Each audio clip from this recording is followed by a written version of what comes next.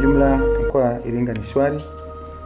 Jeshi la polisi linaendelea kazi zetu za kioperesheni katika maeneo mbalimbali ya mkoa wetu, lakini tunao taarifa ya tukio la mauaji ya mtoto ambaye alikuwa akijulikana kwa jina la Timotheo Joseph Muhulila ambapo tarehe 12 mwezi wa 4 majira ya saa 6:05 usiku mtu aitwaye Joseph Justino Muhulila miaka 28, huyu ni dereva wa bodaboda na mkazi wa Mtuvila, aliripoti katika kituo kikuu cha polisi Iringa kwamba mtoto wake aitwaye Timotheo Joseph Muhulila ambaye ana umri wa miaka 6 na ni mwanafunzi wa chekechea katika shule ya awali ya Lightness Daycare, mkazi wa Mtuvila, kwamba amepotea katika mazingira ya kutatanisha.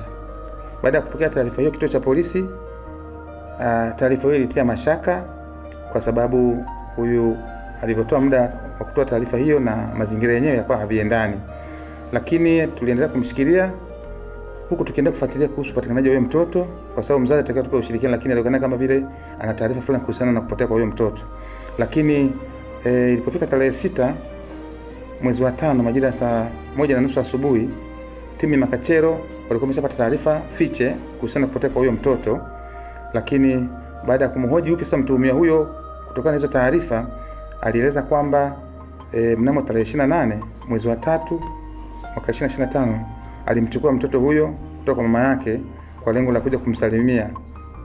Baba huyu na mtoto walikuwa hawaishi pamoja, mke wake walitengana, ambaye ni mzazi mwenzie. Kwa mama anaishi na mtoto na baba alikuwa anaishi mwenyewe. Kwa hiyo alimchukua mtoto tarehe 28. Lakini amedai kwamba ilipofika tarehe 11 mwezi wa 4 mtuhumiwa alimwacha mtoto nyumbani kwake na kwenda kulala nyumbani kwa mama yake, kwa mama huyo mtoto ambaye hawaishi pamoja.